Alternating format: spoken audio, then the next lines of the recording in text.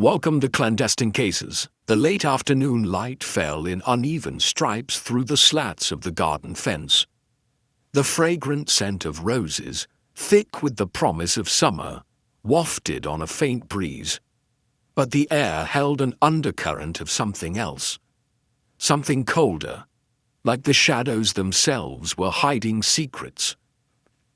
The garden, once a thing of tranquility and grace, had become the scene of an unsettling mystery. Miss Marple arrived at the house of Mrs. Elspeth Tisdale, a widow of some repute in the village of St. Mary Mead. The woman had summoned her after. An inexplicable event had shaken her home to its very foundation. In truth, the call had come at Miss Marple's usual invitation, the result of a persistent feeling that something was wrong. She had taken the train from the station, the journey to Mrs. Tisdale's mansion, brief enough to let her observe the transformation in the air, the faint whiff of panic that had infected the village since that morning. It was the crime that had defied explanation. The gardener, a quiet man named William Pierce, had gone missing early that morning, his usual route from the tool shed to the back of the house a part of the rhythm of the estate. But when Mrs. Tisdale had ventured outside to summon him for his daily duties, there had been no sign of Pierce. His tools had been left behind, scattered carelessly, an odd sight in itself. Pierce was known for his precise manner and unwavering care for the garden. At first the police had assumed it was a simple case of someone having taken a morning walk without informing their employer. But as the hours stretched on, it became increasingly clear that something was amiss. The missing man was nowhere to be found, no matter how far the searchers scoured the grounds. They had even braved the nearby woods, searching high and low. No trace of him had been found. The only clue that could have possibly explained his absence was a peculiar one, a small, oddly shaped stone.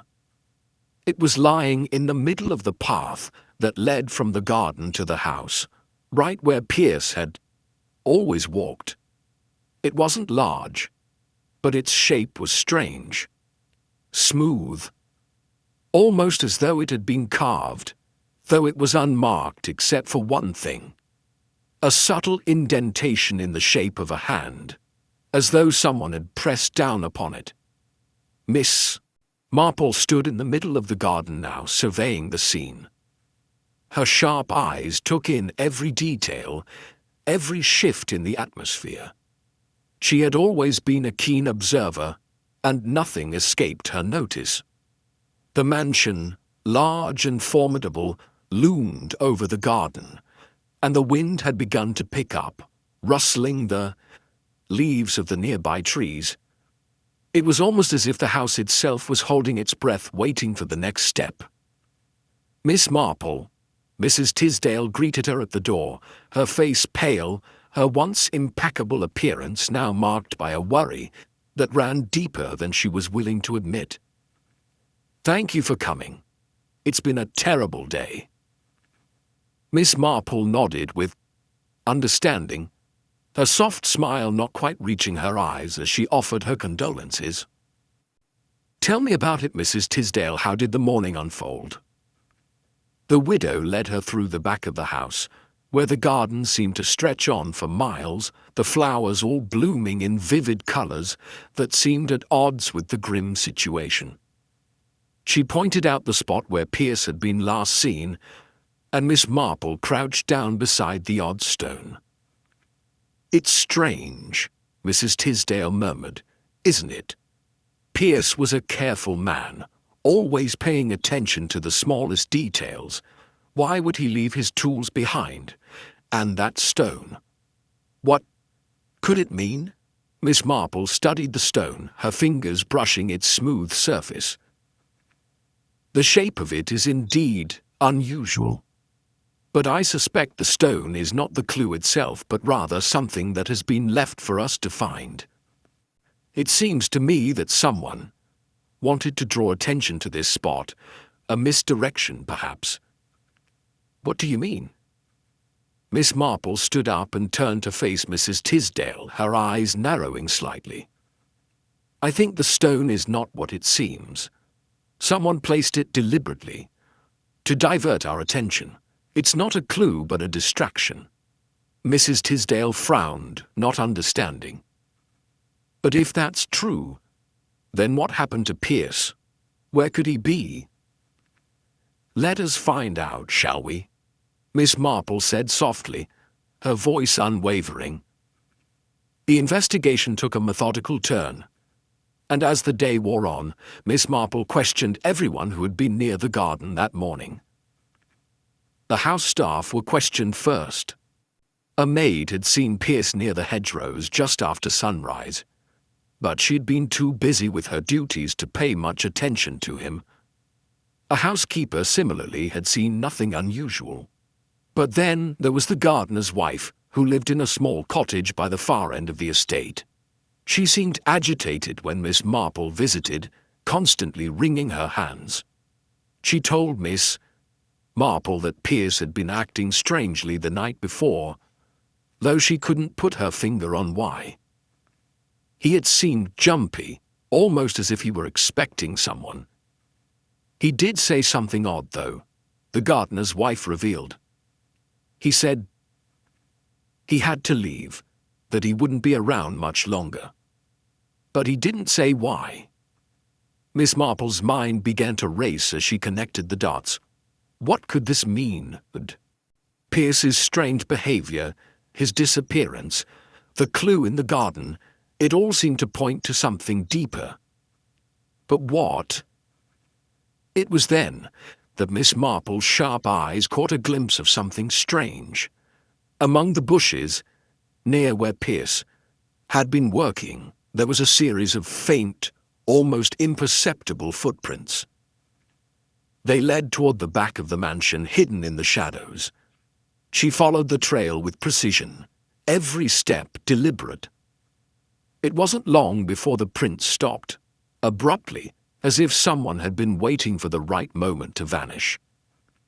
There, nestled between two tall hedgerows, was a hidden door, one that Miss Marple had never seen before. It had been carefully concealed, almost as if it were meant to be overlooked. She hesitated for a moment, then pressed the door open, revealing a narrow, dimly lit passageway. Her heart quickened, but she didn't flinch. She had come to find the truth. At the end of the passage, she discovered something that made the hairs on the back of her neck stand on end. A small room filled with strange symbols, markings that made no sense. And in the middle, lying in the center of the room, was William Pierce. Only he was not the man he had once been. The mystery deepened. Miss Marple stepped carefully into the dimly lit room, her eyes immediately adjusting to the sparse, eerie surroundings. The stone walls, cold and uninviting, were covered in strange symbols, etched deeply into the surfaces as if something had tried to carve meaning into the very stone itself. But it wasn't the symbols that drew her attention, nor the faint scent of something metallic that hung in the air. It was the body of William Pierce. He lay on the ground, his clothes dirty, his face pale. But his eyes, those eyes were wide open, staring blankly into the low ceiling. His expression held no trace of the fear or panic one might expect from a man caught in such an unusual situation. Instead, it was as though he had resigned himself to something far beyond the scope of ordinary fear. There was no obvious cause of death, no visible wounds, no signs of struggle. He seemed almost as though he had simply fallen asleep. But Miss Marple knew better than to trust appearances. She turned to examine the room more carefully. It was small, barely large enough for a single person to lie down comfortably, and it had the feel of being forgotten, almost deliberately concealed. The air was stale, and the only light came from a single flickering candle that cast long, erratic shadows across the room.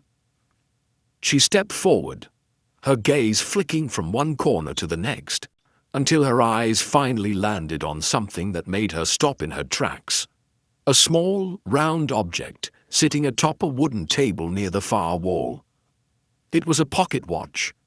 Not just any pocket watch, but a delicate gold one, shiny and new-looking, with intricate engravings along the edges.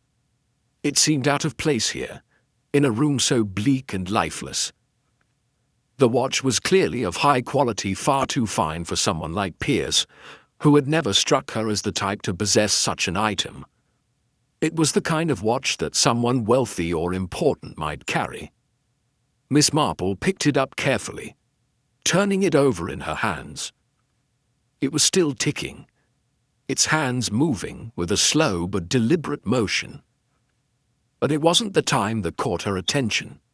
It was the initials engraved on the back. E.T. Elspeth Tisdale. Miss Marple's mind whirred with the implications. The widow had been the last person to see Pierce that morning. At least, that's what everyone had assumed. But if Pierce had had this watch in his possession, then there were questions that needed answering. How had he come to have it? Was it a gift? Or had it been taken from Mrs. Tisdale's home?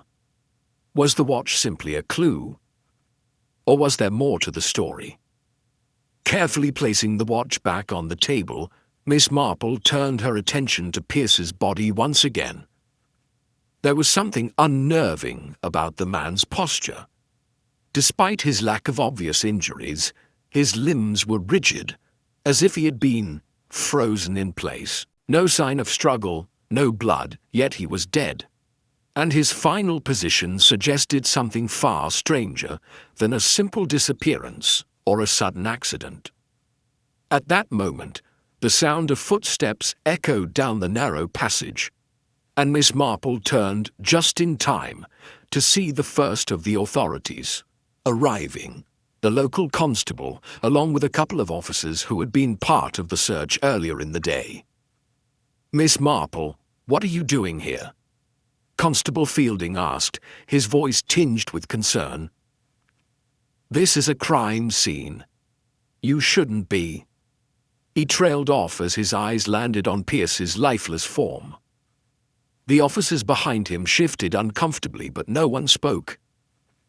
They had expected this, no doubt, but now that they were face to face with the mystery, there was an air of unease about them. Miss Marple said nothing for a moment, simply standing there, watching them with calm curiosity.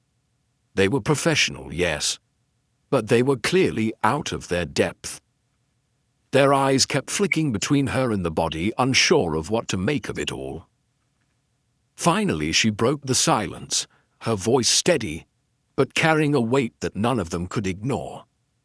"Have you found any signs of forced entry?" "No, that's because there are none. The door was locked from the inside, you see." Constable Fielding frowned. "But the watch? We'll have it checked, of course. There's no reason to assume." "No reason to assume anything," Miss Marple interrupted, her tone cool, her gaze unwavering. "Except that this watch is precisely the kind of thing that's been overlooked." "But that's not what's important. No, what's important, Constable, is what it tells us. This watch wasn't on Pierce when he first disappeared, was it?" Fielding's brow furrowed, and he glanced at one of the officers, who nodded in agreement. "No, we didn't find anything on him at all."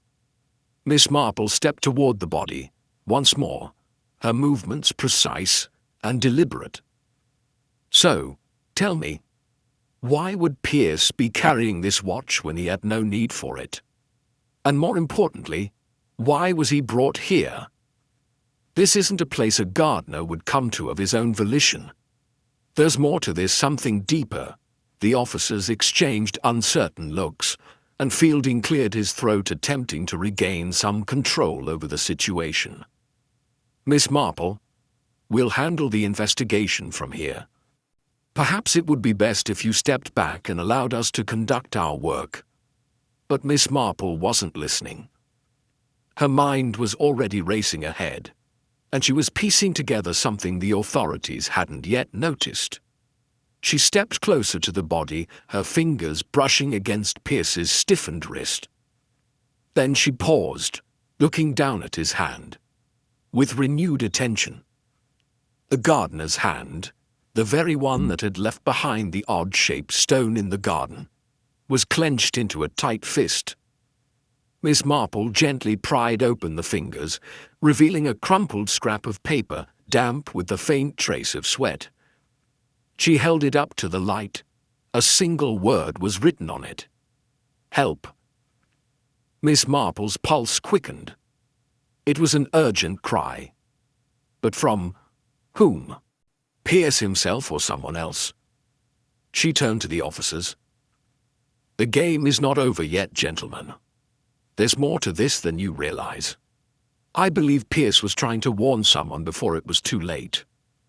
Fielding swallowed, his face pale. Warn someone. But who and how?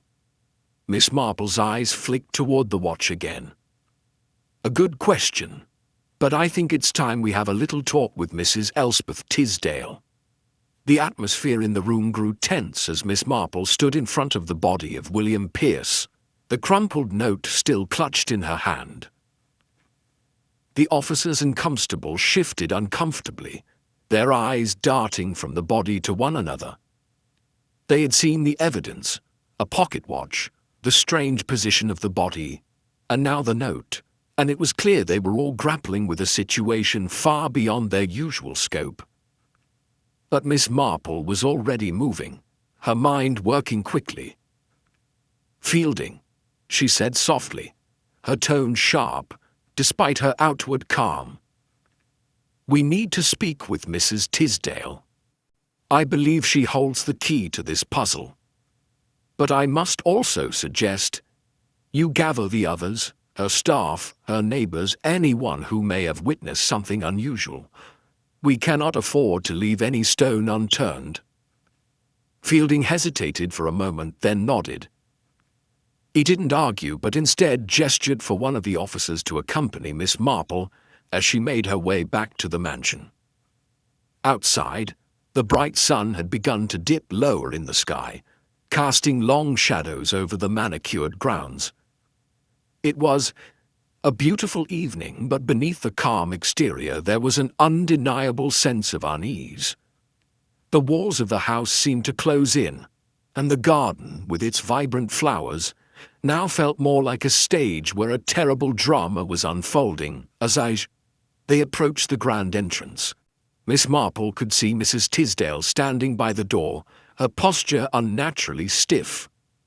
There was something about her presence that set Miss Marple on edge, a subtle yet unmistakable unease in the way she held herself, as though she were preparing to face something she could not avoid. "Mrs. Tisdale," Miss Marple greeted, her voice polite but firm. "Thank you for your patience. I need to ask you a few questions." The widow's face tightened at the mention of questions, but she quickly composed herself, offering a thin smile. "Of course, Miss Marple.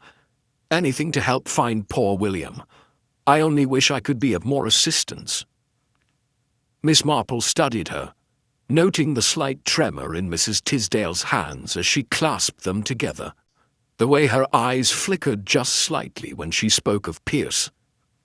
It was nothing overt, just enough to suggest that the widow's words were carefully chosen. "I understand," Miss Marple replied. "But I must ask you about the watch, Mrs. Tisdale. It seems that your pocket watch was found near Mr. Pierce's body. How do you explain that?" The widow's face shifted slightly and her smile faltered for a brief second. "A watch?" she asked, her voice too high-pitched to be natural. "I don't understand. That's impossible. I don't remember." "The watch was engraved with your initials." Miss Marple interrupted gently, her gaze unwavering. "The same watch that I understand you've worn for years. How do you explain it being in Mr. Pierce's possession, especially given that he didn't have it when he left the house this morning?" There was a long pause before Mrs. Tisdale spoke again, her voice faltering. I don't know.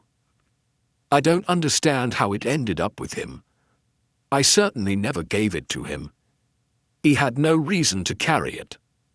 Perhaps it was just an accident. An oversight. Miss Marple watched her closely. It wasn't the first time someone had tried to mask a lie with words laced with innocence. An oversight, perhaps, Miss Marple mused, but we must consider that it could mean more than that. Was there anything unusual about Mr. Pierce's behavior before his disappearance? Mrs. Tisdale's eyes hardened slightly, but the change was so subtle that it could easily have gone unnoticed by anyone who wasn't paying close attention. "No," she said too quickly. "Nothing at all. He was always the same. Diligent, hard-working. I can't imagine why he would leave without telling anyone. And certainly, I can't think of any reason he would have had my watch. It's just too strange." Miss Marple gave a polite nod, though her mind was already turning over Mrs. Tisdale's words. She was hiding something. Of that Miss Marple was certain. But the question remained, what? Just then one of the officers arrived to inform Miss Marple that the others were waiting. Pierce's wife, the maid, and a few of the neighbors who might have witnessed something unusual. Mrs. Tisdale seemed to sag with relief at the prospect of taking a break from the questioning. She offered a thin smile and excused herself, retreating to a sitting room while Miss Marple moved on to her next task. The staff gathered in the parlor, each one clearly nervous under Miss Marple's watchful gaze.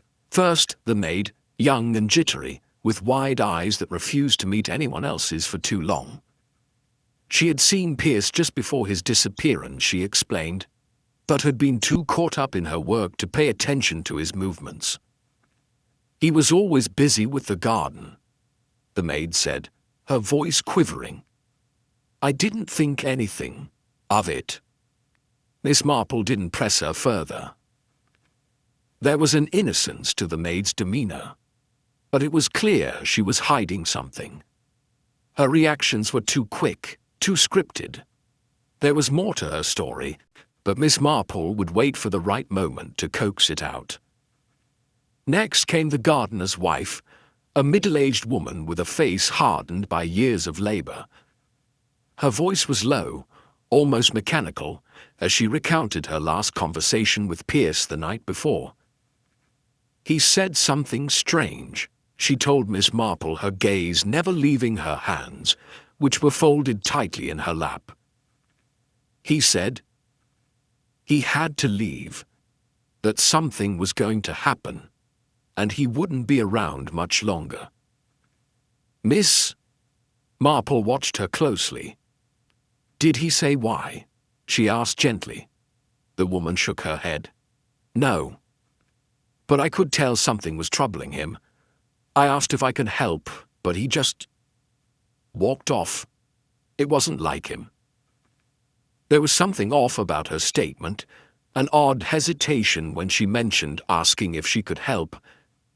It didn't fit with the rest of her story, and Miss Marple made a note to follow up on it later. The neighbors, when questioned, offered little in the way of concrete information. They spoke of the weather, of the sounds of the garden, of the peacefulness that had surrounded the estate that morning. But nothing unusual. That was, until one of them, an elderly man who lived next door, mentioned seeing a man standing near the garden's back gate just before sunrise. "I didn't think much of it at the time," the neighbor said slowly. "But now that you mention it, there was someone there. Someone tall, wearing a dark coat. Couldn't say who it was, but I thought it was odd. It wasn't time for anyone to be about. Miss Marple's pulse quickened. A figure, unknown, at the edge of the estate before dawn. It wasn't much to go on, but it was the first tangible lead that suggested someone else might have been involved. As she left the parlor, her mind raced. Small contradictions were emerging with each passing conversation. Contradictions that didn't make sense at first glance, but, when viewed together, suggested something far darker was unfolding beneath the surface. Someone was lying. And Miss Marple knew she was getting closer to the truth. But which one of them? Mrs. Tisdale, the maid, the gardener's wife, or the mysterious figure in the garden, held the key to unraveling the puzzle. Miss Marple stood at the edge of the garden, her mind swirling with the pieces of the puzzle that refused to fit neatly together.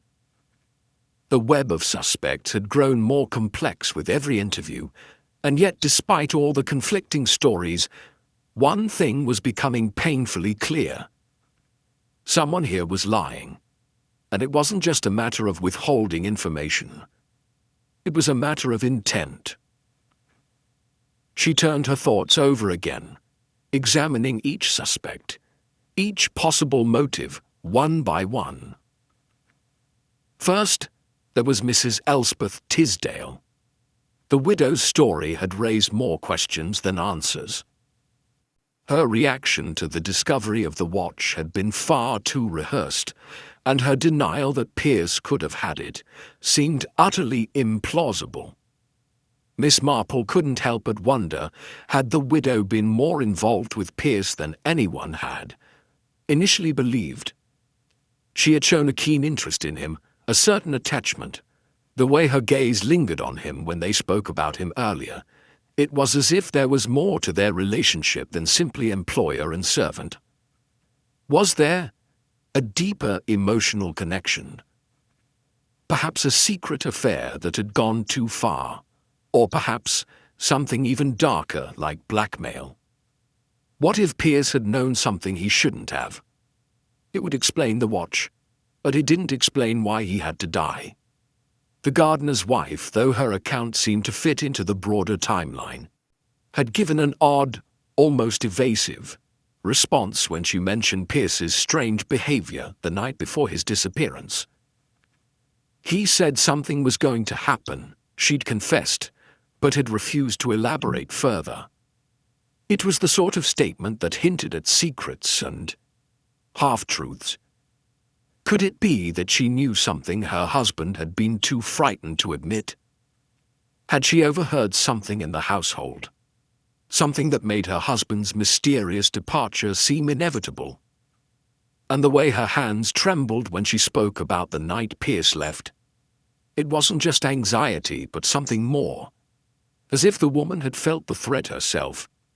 Had she been complicit in keeping Pierce's death a secret? Then there was the maid. The young woman who seemed to know nothing but who was far too eager to please. She had been quick to dismiss any suspicion, almost too quick. Her fear was palpable. But it was that fear, mixed with the jitteriness in her voice, that made Miss Marple suspicious. What did the maid know?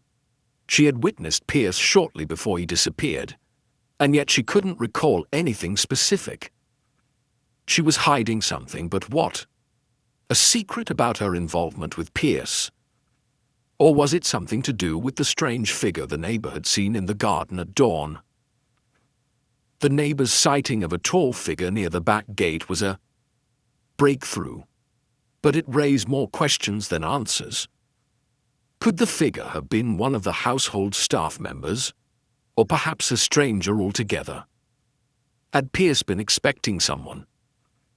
Was he involved in some illicit affair, or more likely a shady business deal that had drawn the attention of someone from outside the estate?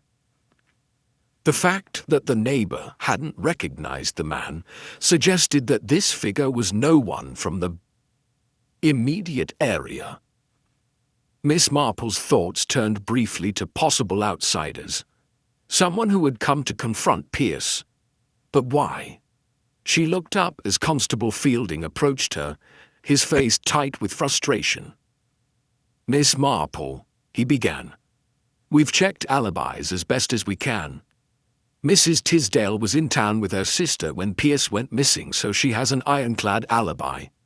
The maid and the gardener's wife both claim to have been inside the house at the time. No one saw anything unusual, and the neighbors, well, they've confirmed the man in the garden, but no one can identify him." Miss Marple nodded, tapping her fingers against her chin. "Alibis are often the easiest lies to craft, Constable. It's in the small inconsistencies where we find the truth." Fielding shifted uncomfortably, clearly unsettled by the fact that Miss Marple was working circles around the investigation. "So what's your theory then?"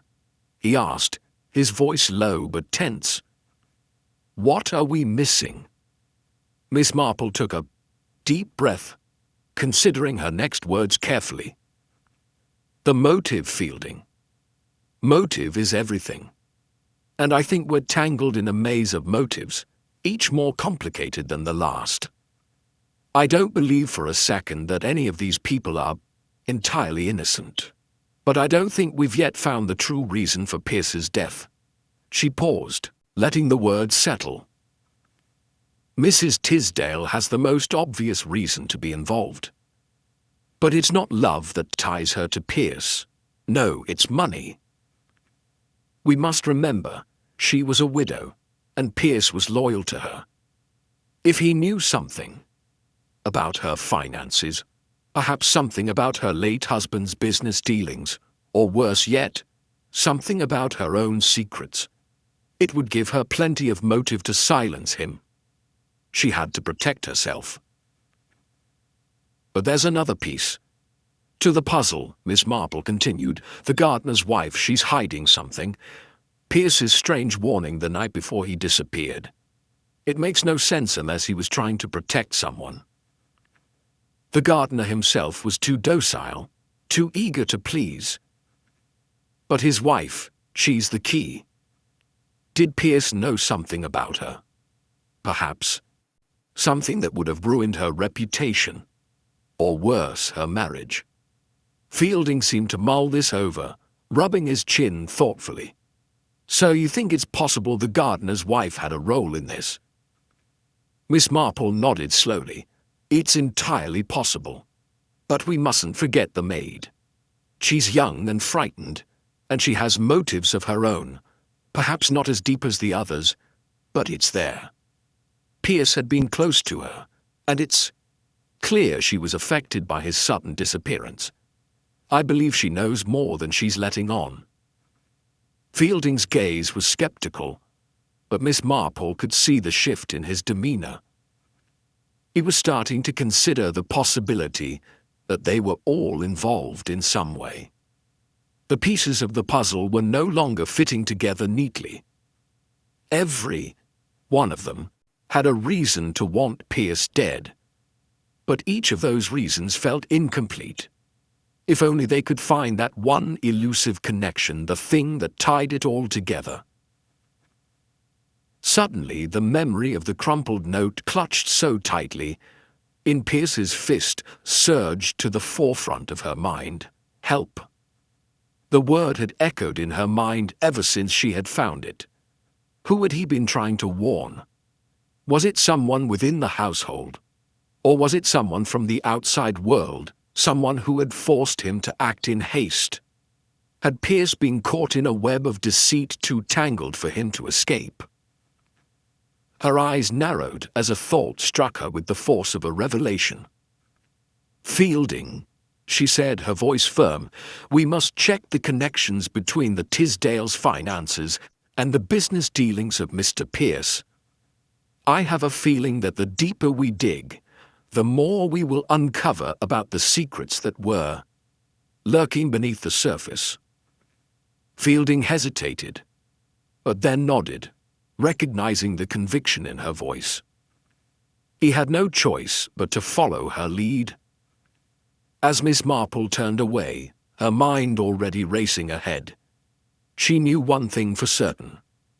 The truth was buried deep in the hearts of those who surrounded Pierce, and no matter how carefully they tried to mask their motives, she would unearth it, piece by piece. Miss Marple's mind spun as she paced the quiet study in the late hours of the evening.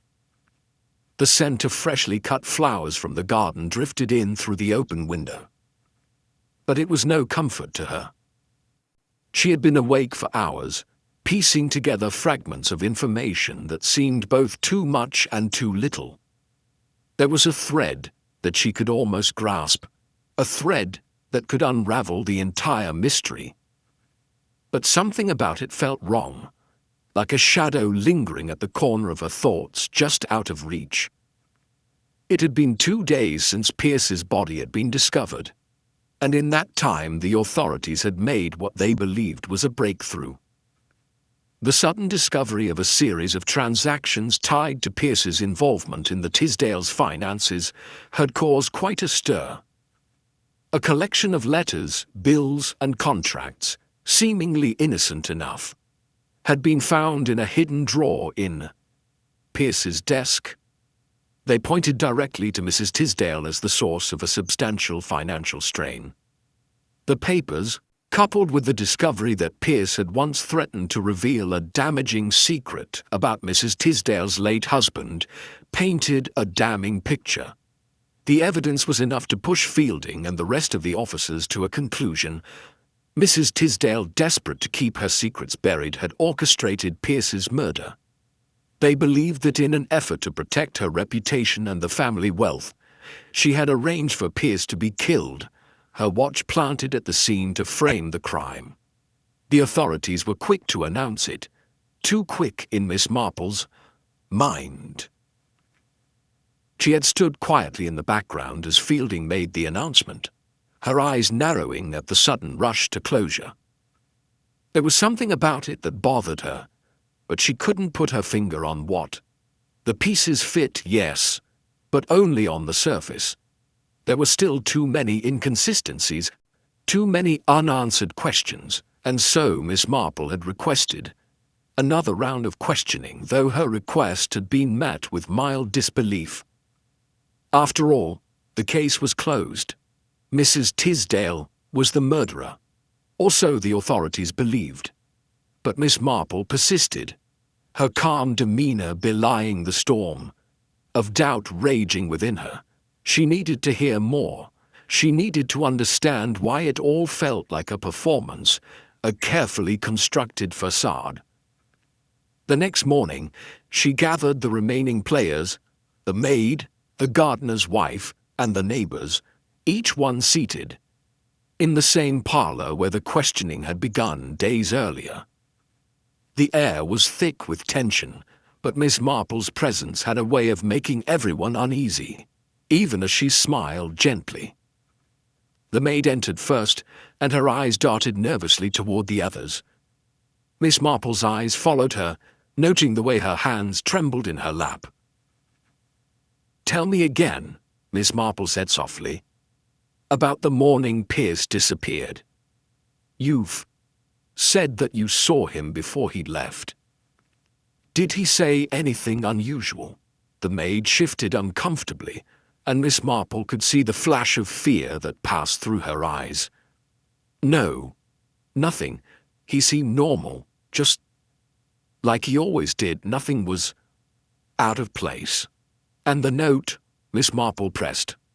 "The note he was holding when he died. Did you know anything about that?" The maid bit her lip, her gaze flickering toward the window. "I don't know anything about it, Miss Marple. He must have written it before, I suppose. It doesn't make sense to me either." Miss Marple studied her for a long moment. There was something off about her story, something incomplete. The maid had been too eager to cooperate, too willing to answer without hesitating, but Miss Marple could sense that her story wasn't matching up with the details she had gathered elsewhere. Next came the gardener's wife. She was more composed, but Miss Marple could tell that she was trying to hold her composure. Her hands, though steady, seemed tense, and her posture was stiff. Miss Marple's first question was simple. "Do you recall anything unusual happening the night before Pierce went missing?" The gardener's wife hesitated, her eyes flickering to the door as if she were contemplating an escape. "Nothing out of the ordinary," she said, her voice almost too calm. "Just that he seemed worried, I suppose. He kept muttering to himself as he walked away, but it didn't seem like anything to be concerned about." "You didn't find it strange, then," Miss Marple continued, "that Pierce said he was expecting something to happen?" The woman's lips parted, but then closed again, as if a deeper truth was fighting to be revealed. "He didn't explain what he meant, but he did seem anxious. I thought it was just the weight of the business, you know. Perhaps he had problems with the Tisdales, or perhaps he knew something more," Miss Marple murmured, watching the gardener's wife closely. "What was he so afraid of?" The woman shook her head, the hint of distress creeping into her features. "I don't know, Miss Marple. I can't say. I just know that he had his reasons." And then, finally, there was the neighbor, the elderly man, who had first spotted the strange figure near the back gate. Miss Marple had been planning to visit him later, but in light of the developments, she felt it was time to ask him a few more questions. "Mr. Benson," she began, her tone casual yet insistent. "You said you saw a tall man by the gate the morning Pierce disappeared. Can you tell me anything more about him?" The neighbor's brow furrowed as he considered the question. "I couldn't see him clearly, Miss Marple, just that he was tall, wearing a dark coat. But I didn't think much of it at the time. It could have been anyone." Miss Marple fixed him with a penetrating gaze. "Could it have been someone you recognized? Was there something about his manner that seemed off?" The old man shook his head. "No, I didn't recognize him, but now that you mention it, there was something about his posture, the way he stood. It was almost as though he was waiting for someone." A spark of recognition flickered in Miss Marple's mind. Waiting for someone. But why would someone need to wait for Pierce so early, in the morning? She had been so focused on the immediate household that she hadn't considered someone who had come from outside the estate, someone who might have been looking for a confrontation. Fielding had been right about one thing. The financial papers had painted Mrs. Tisdale in a terrible light. But Miss Marple still couldn't shake the feeling that there was more to the story, something yet to be uncovered. The authorities had rushed to close the case, eager to settle it, but Miss Marple knew that a hasty conclusion often led to more questions, not fewer. As she sat back in her chair, she felt it. The nagging sense that they had been too quick, too eager to close the key door on the investigation. The breakthrough might have seemed like a victory, but it was a false one. The real criminal, she was certain, was still hidden in the shadows, waiting for the right moment to strike. Miss Marple knew she had to dig deeper. There were still too many layers left to peel back. Too many small clues to follow. The truth was out there, but it was hiding, just out of sight. And she would find it. Miss Marple sat by the fire that evening, the faint crackle of the flames casting shadows across the study. Her mind drifted through the details of the case, her thoughts lingering on the discovery of the financial papers and the strained atmosphere within the household. Despite the recent flurry of activity, something about the case still seemed unresolved. She couldn't shake the feeling that the answer lay in a place none of them had yet thought to look. As the evening grew darker, a memory surfaced, one that seemed too distant to be relevant. It was a small case, something that had caught her attention years ago. She had only mentioned it in passing, a bit of gossip that hadn't seemed important at the time. But now, it seemed like the key to unraveling the mystery. A distant connection that had never been properly explored, a thread that had been left hanging. It was a case from her earlier years, one that involved a business deal gone wrong. A woman, much like Mrs. Tisdale, had been caught up in a scandal involving her late husband's finances. The husband had been an ambitious man, deeply involved in local business circles, but his dealings had left the family in ruin when he died, under mysterious circumstances. Miss Marple had never fully understood the details, but there was one thing she had never forgotten. The husband had been connected to someone else, someone powerful. A man who had a reputation for turning situations to his advantage. The connection between the past and present became clearer as Miss Marple's mind ran over the facts once more. Mrs. Tisdale's late husband, like the one from the older case, had been a man of ambition and secrets. But what if there was more to it than that? What if Pierce had uncovered something buried deep within the Tisdales' history? Something not just about their finances, but about their involvement in a far darker world of corruption and deceit. The more she thought about it, the more she realized that the Tisdales' financial strain wasn't just about the present. It was linked to something older, something that had been festering for years. A series of hidden connections between the people involved, ties that stretched further back than anyone had imagined. The maid had been particularly anxious about the discovery of the financial papers, but Miss Marple wondered if the maid's concern had less to do with fear of being caught and more to do with the weight of what she knew. She had been in the household for several years. Had she ever heard rumors about the Tisdales' past? Had she been told of the family's involvement in a past scandal?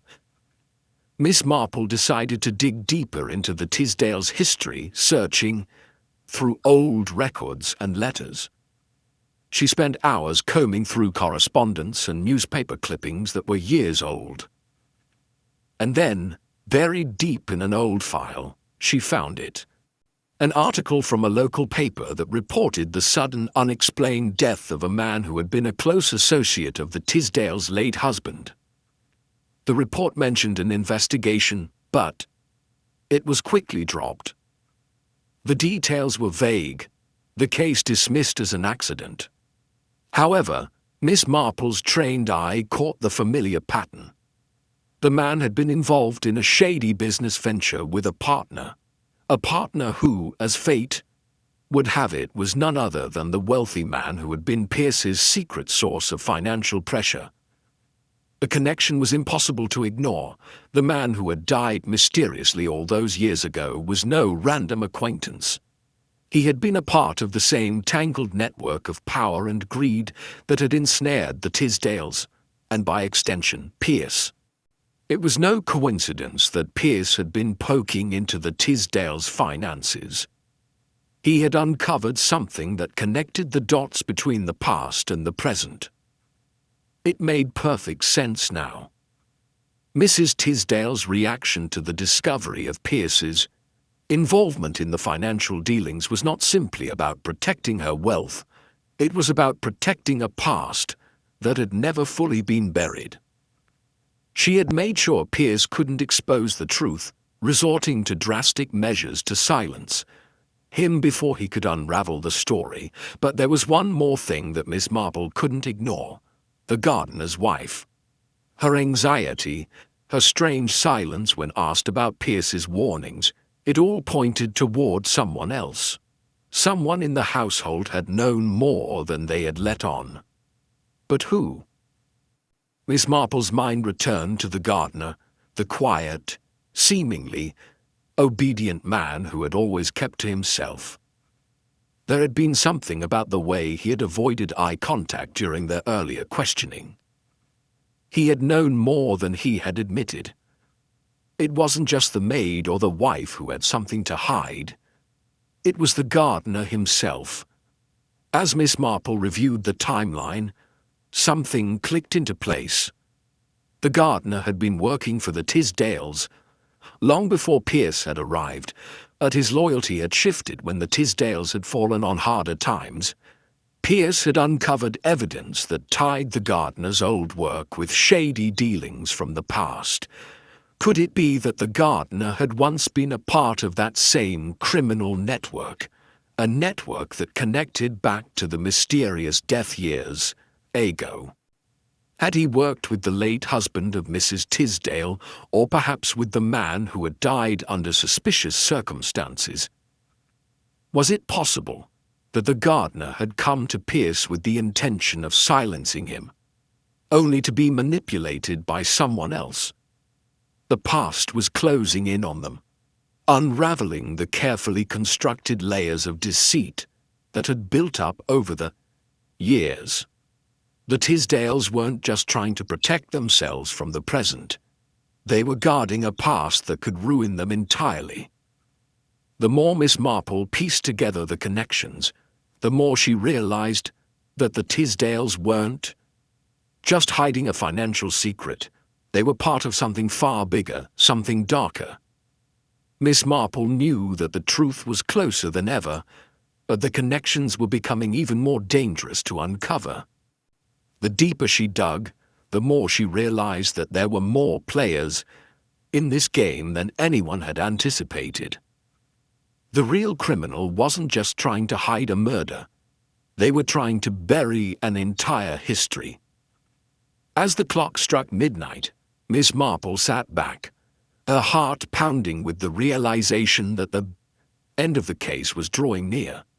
The Tisdales' tangled history, buried for so long, was about to come to light, and when it did, nothing would ever be the same. But there was one question that still haunted her. Which of them would be the last one standing when the truth finally came to the surface? Miss Marple's thoughts were relentless. Every moment since her discovery of the gardener's possible connection to the Tisdales' dark past had caused her to wonder. How far would this web stretch, and how many would it ensnare? As she sat quietly in her room that evening, the wind howling through the trees outside, she considered how she might expose the remaining pieces of the puzzle. A straightforward approach had not worked, and every direct question seemed to bring forth nothing more than practiced answers, carefully measured to avoid suspicion. But Miss Marple was not one to rely solely on conventional methods. She had learned through her years of observing human nature that people often revealed the truth not when asked directly, but when pushed just slightly off balance, when the stakes felt uncertain, when they were made to question whether the detective had a hidden agenda of her own. The gardener, for all his stoic silence, had been an enigma she couldn't ignore. His responses to questioning had been too smooth, too rehearsed, and his body language, tight, defensive, hadn't escaped Miss Marple's notice. He had been quiet enough, kept his head down, but something about his eyes, the way they darted, when he was asked a question, suggested he was hiding something critical. She decided to test him. The next morning, as the mist still clung to the estate, Miss Marple arranged for the gardener to meet her in the very garden he had worked in for so many years. She had noticed small details during her earlier walks, strange footprints near the shed, and the occasional wayward glance from him when he thought no one was looking. The garden itself had always been a place of stillness, a sanctuary from the drama of the estate. But Miss Marple suspected it held far more than just flowers and shrubs. The gardener arrived as expected, his face drawn and wearied by the pressure of the case. Miss Marple greeted him warmly, the picture of calm politeness, as if they were old friends discussing trivialities. "Lovely morning, isn't it?"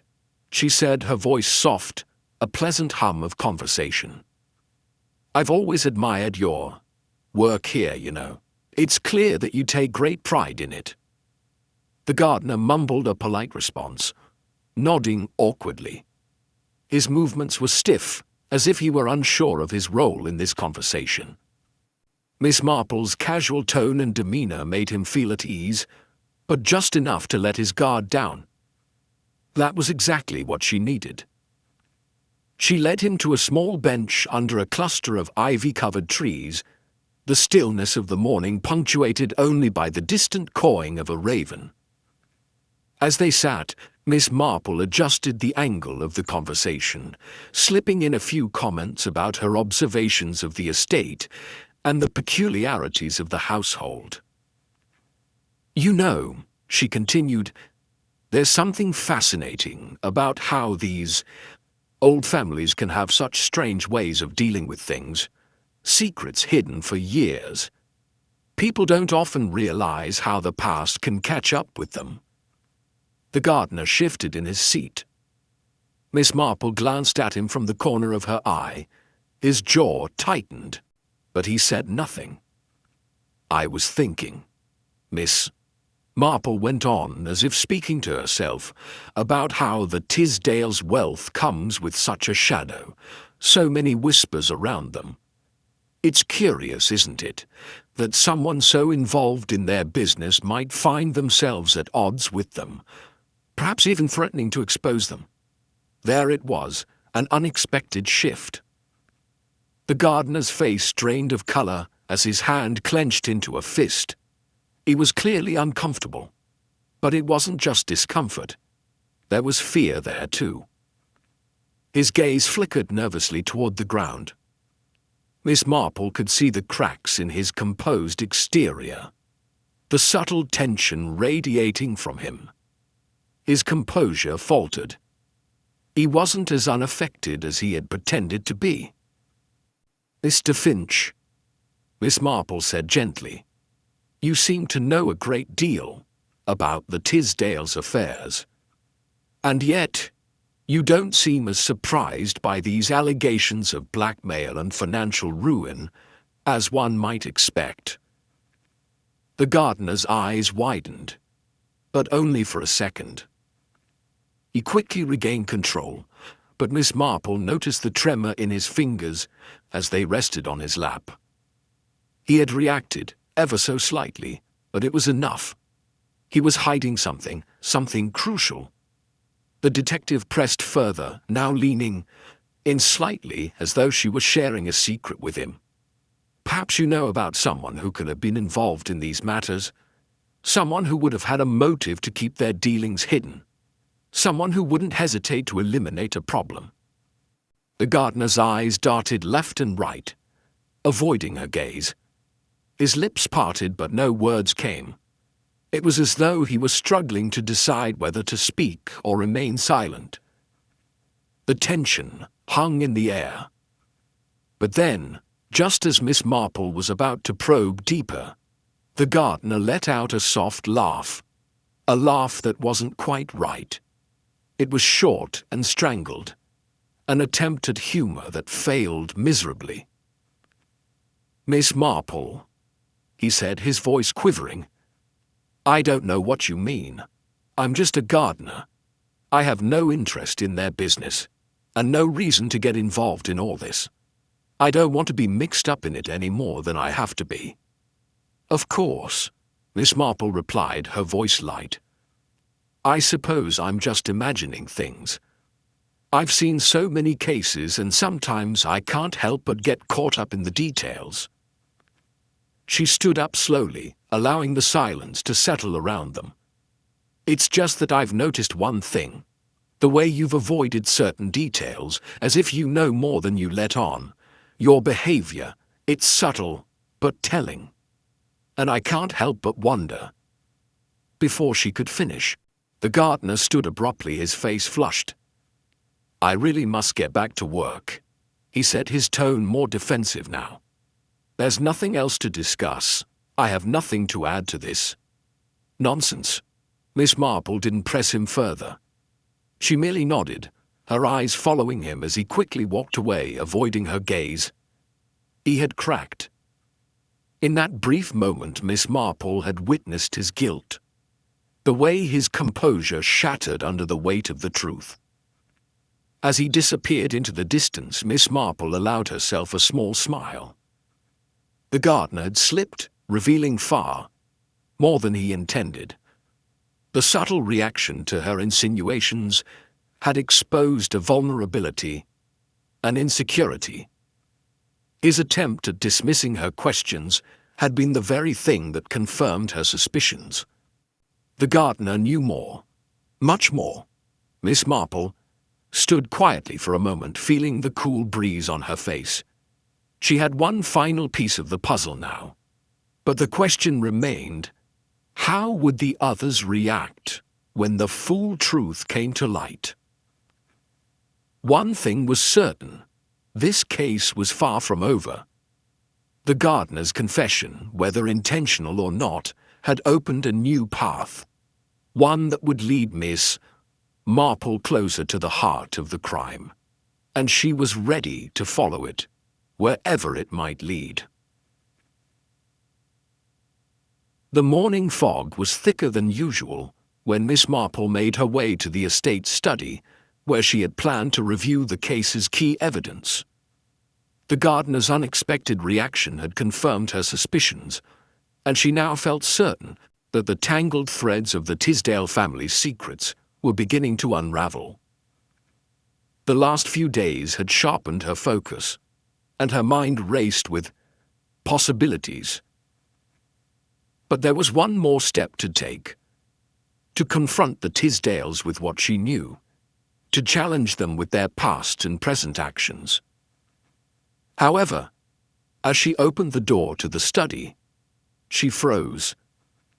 Something was wrong.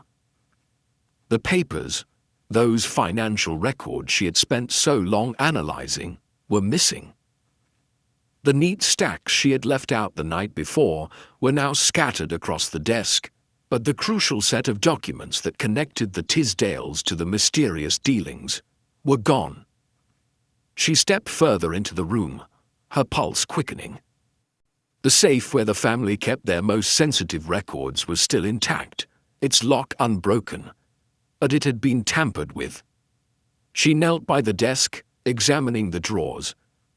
The files were still there, untouched. It was only the key set, the one with the incriminating proof of Pierce's involvement, that had vanished. Someone had taken them. Miss Marple's mind worked quickly. There was only one way the documents could have disappeared. Someone had been watching her closely. They knew she was on the right track, and they had acted swiftly to sabotage her investigation before she could close in on the truth. The implications were chilling. The stakes had just been raised. Her first instinct was to search the entire house. As the eldest of her family's estate, she had long known the nooks and crannies of old houses like this, the secret hiding places where things often went missing. But even as she walked through the corridors, searching the study, the library, and the pantry, nothing. The silence that greeted her felt oppressive, as though the walls themselves were holding their breath. It wasn't until she stood at the threshold of the sitting room that she felt the true weight of the situation. There, standing by the fire, was Mrs. Tisdale. Her face was pale, her eyes wary, but she didn't flinch when she saw Miss Marple standing in the doorway. The woman had clearly been waiting for her, and her composure, so often fragile, now seemed unnervingly practiced. "Miss Marple," Mrs. Tisdale said softly, her voice almost too calm. "I was wondering when you'd come looking for the papers. I hoped it wouldn't come to this." Miss Marple paused, her gaze narrowing. "I see. You know about the missing documents. Then?" "Of course," Mrs. Tisdale replied. The papers were the final nail in the coffin, weren't they? I wasn't about to let you make the mistake of thinking you had everything figured out. Miss Marple took a step into the room, her eyes never leaving Mrs. Tisdale's face. There was a tension in the air now, a dangerous quiet that hung between them. Miss Marple hadn't expected this level of direct confrontation, but she had come, prepared. The theft of the evidence confirmed what she had suspected all along. Someone was desperate to keep the truth buried. "You've been protecting something, haven't you?" Miss Marple said, her voice soft but firm. "All these years keeping the past under wraps, sweeping things aside. And now, in an instant, you destroy the evidence that could unravel it all." Mrs. Tisdale didn't flinch at the accusation, but Miss Marple saw her fingers twitch in the most subtle of gestures. "You think I've been hiding something? That's rich. You think the Tisdales are the only ones with secrets?" Miss Marple took a step forward, her eyes steady on Mrs. Tisdale. "I think it's more than just your secrets that have been buried, Mrs. Tisdale. I think you've spent a long time covering for someone else. Someone who wants to keep this whole thing quiet." At that, Mrs. Tisdale's expression faltered. Just a brief crack, but it was enough. It was as though she had just realized that Miss Marple wasn't talking about the past at all, but about something very present, very dangerous. "What are you implying?" Mrs. Tisdale asked, her voice catching. Miss Marple didn't answer immediately. Instead, she turned to survey the room again, noting the faint traces of disturbed dust on the floor. She had seen the exact same kind of dust on the desk before the documents were stolen. Someone had rifled through the papers in a hurry. There was something off about the whole situation, something that told her the missing evidence was only part of a much larger scheme. It was at that moment she saw the shadow in the corner of the room. It was faint, but unmistakable. Someone was hiding just beyond the archway leading to the hallway. A sudden realization hit her. The missing evidence wasn't just about destroying the case.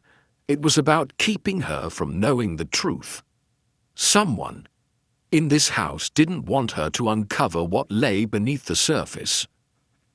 Before Miss Marple could move, the figure stepped forward. It was the maid, standing there, her face pale and eyes wide with fear. I didn't mean to," the maid stammered, her voice shaking. "I didn't mean to hurt anyone. I just didn't know what else to do. They told me to help." Miss Marple's mind immediately began to race.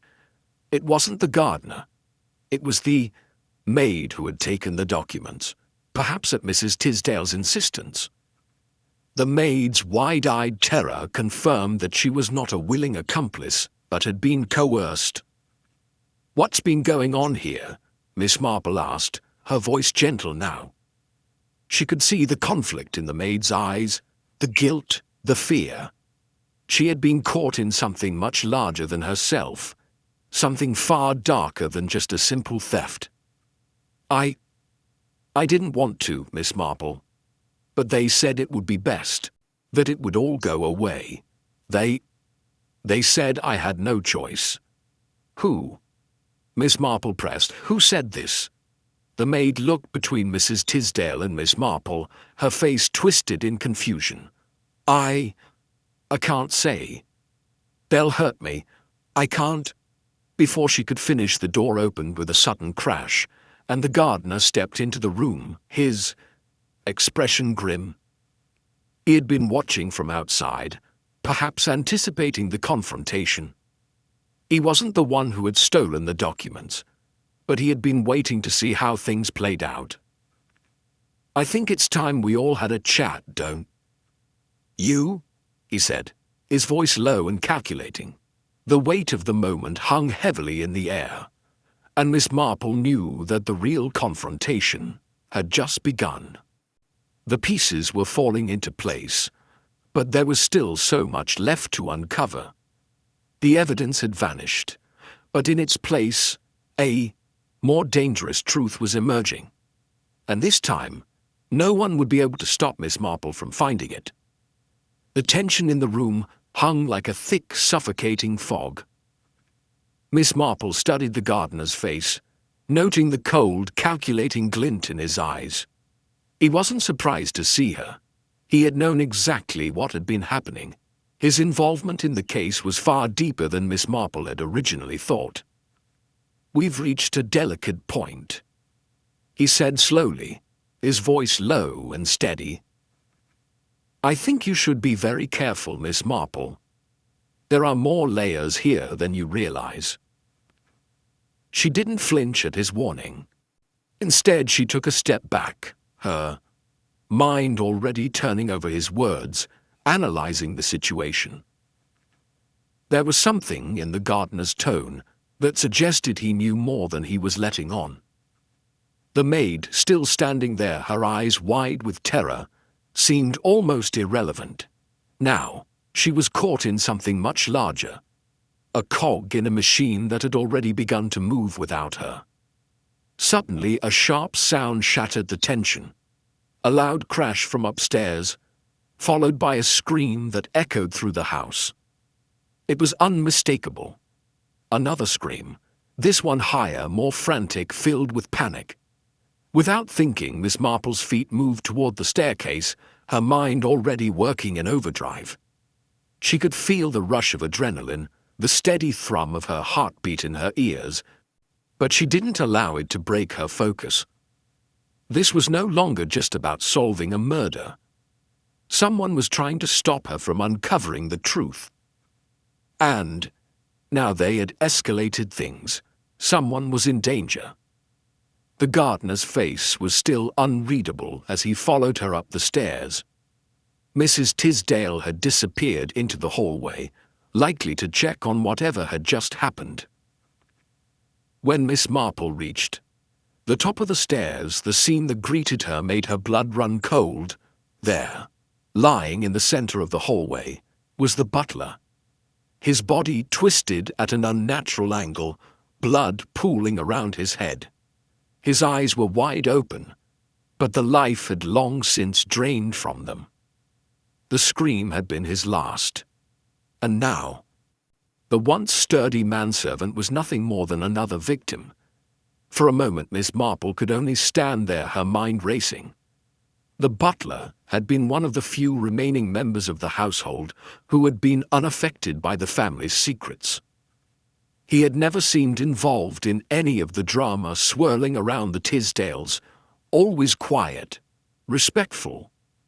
Yet somehow, someone had decided that he too needed to be silenced. "Who found him?" Miss Marple demanded, her voice cutting through the chaos. The gardener, still standing in the doorway behind her, didn't answer, his expression unchanged. Mrs. Tisdale was standing at the far end of the hallway, her face ashen. She didn't speak, didn't move. She simply stared at the body, her lips trembling. The tension in the air was suffocating, and Miss Marple could feel the weight of something darker unfolding before her. Is it possible someone here knows more than they've let on? Miss Marple mused aloud, her mind darting from possibility to possibility.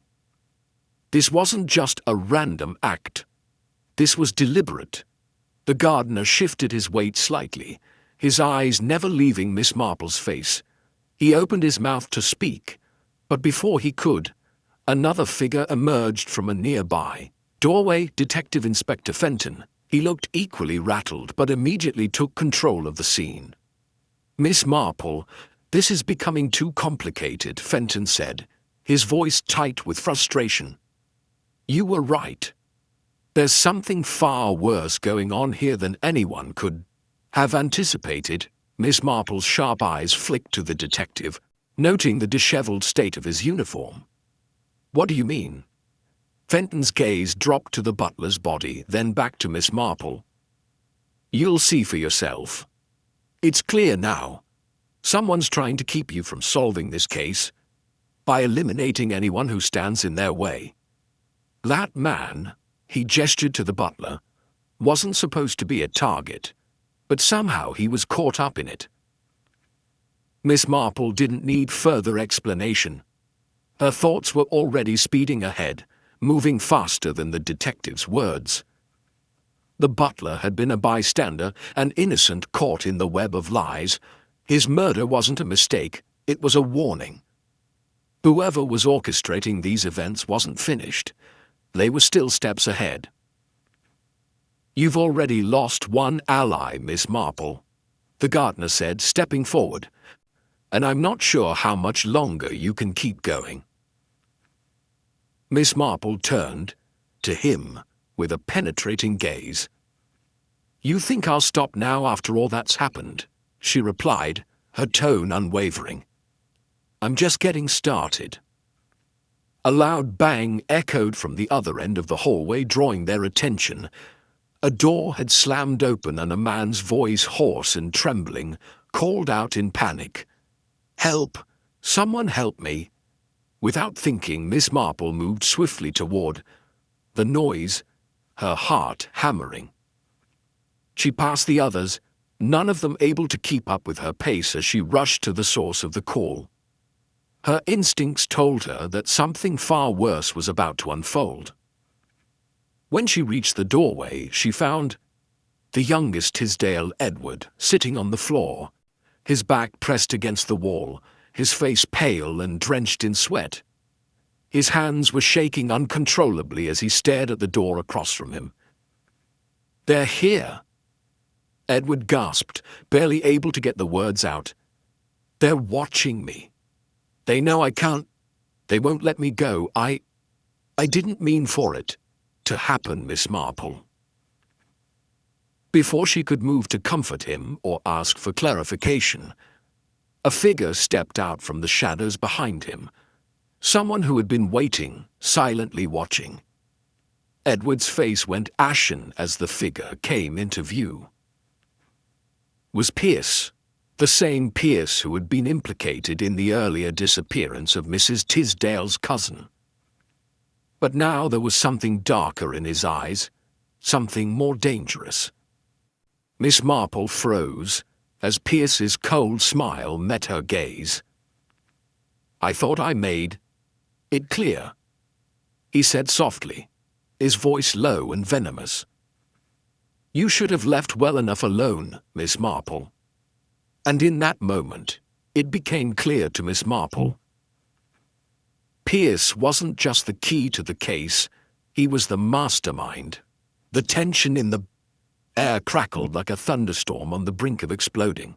Miss Marple's eyes remained locked on Pierce, the expression on his face one of grim satisfaction, as though he had finally cornered her, as though the game had come to its inevitable conclusion. But something about him unsettled her. He was too calm, too controlled, and that made her cautious. Edward, still trembling on the floor, seemed to shrink away from Pierce's presence, his eyes darting between Miss Marple and the man who now stood as a shadow in the doorway. "You don't know what you've unleashed," Pierce murmured, his voice almost affectionate, as though he were talking to a child.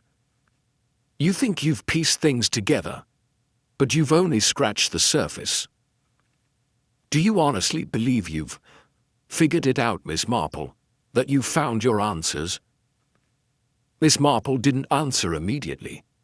Her mind was already working, sifting through the chaos, the confusion, the half-formed suspicions that had begun to swirl around Pierce and the Tisdale household. But even as he spoke, she felt something click, a small piece falling into place.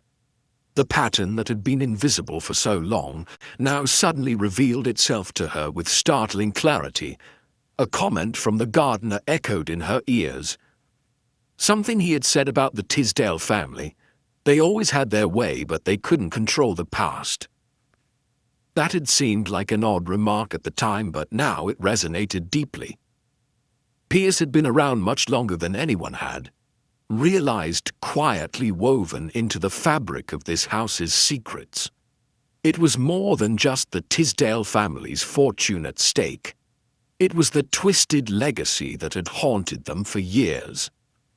A legacy tied to something long buried.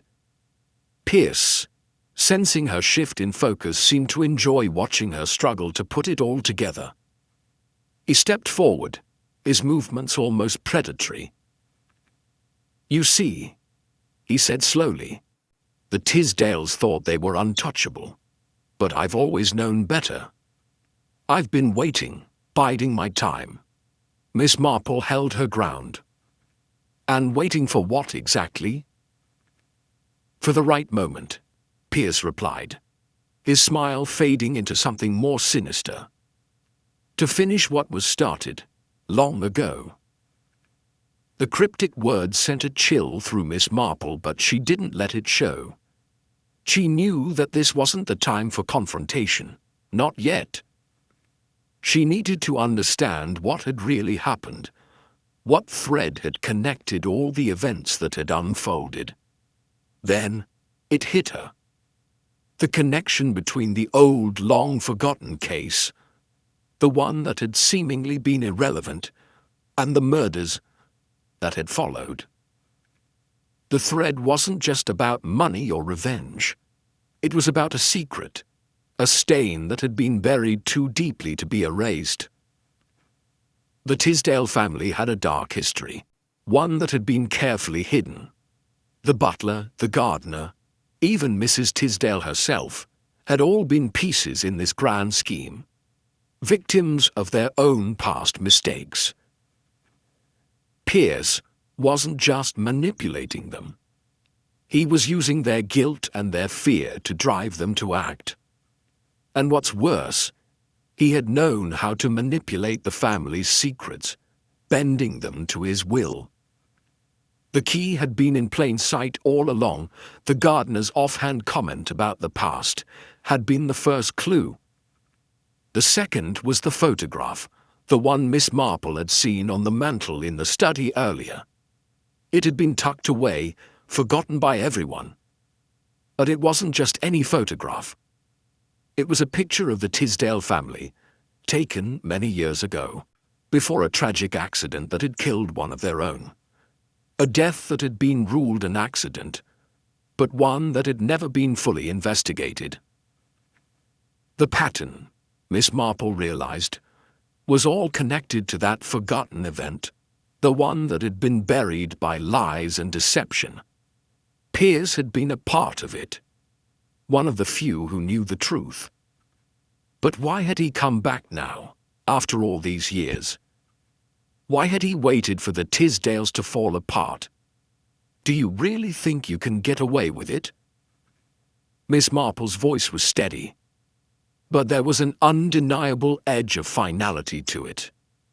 Pierce looked at her, his eyes narrowing. "What are you implying?" "That you didn't just appear out of nowhere," she said, her gaze unwavering. "You've been here all along, playing your part, in a story that's older than anyone realizes." She turned toward Edward, who was still clutching his knees, too frightened to speak. "The accident all those years ago, the one that killed your uncle, it wasn't an accident, was it?"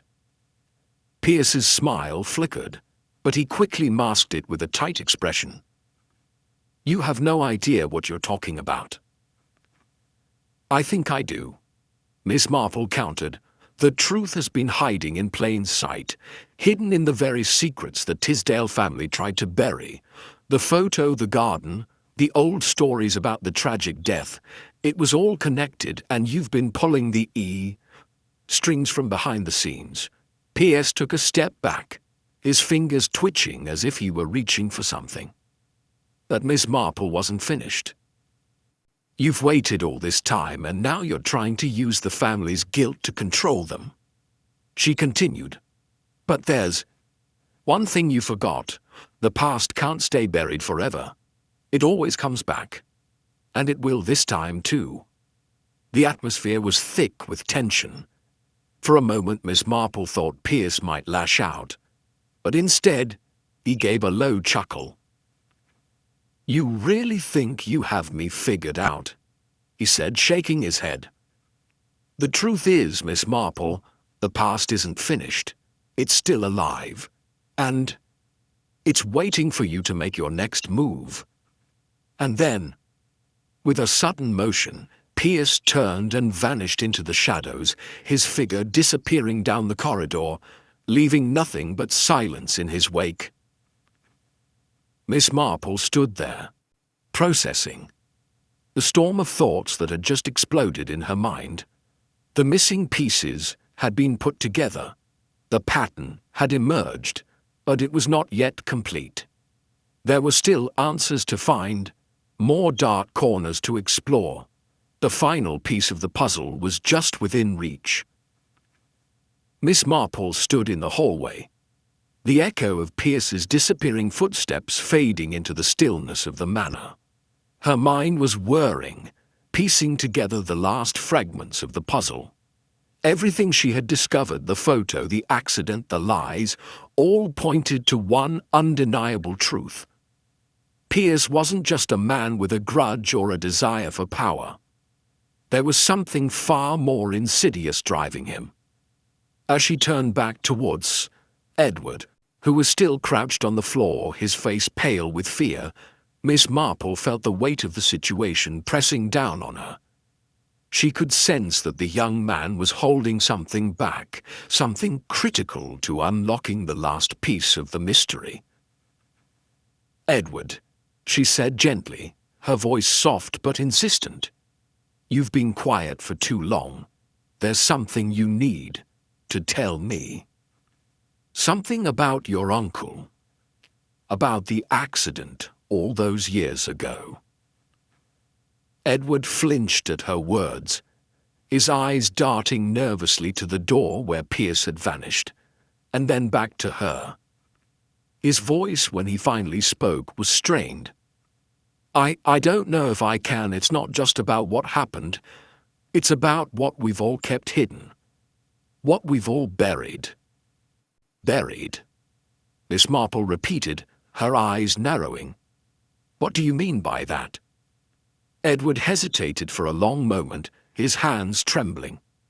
The silence stretched between them, heavy and thick. Finally he looked up, his gaze filled with a mix of guilt and desperation. "My uncle. He wasn't the only one who died that day.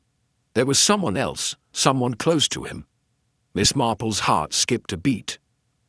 She had suspected there was more to the story, but she hadn't expected this. "Who?" she asked softly. "It was my aunt," Edward whispered, barely audible. She was the one who died in the accident.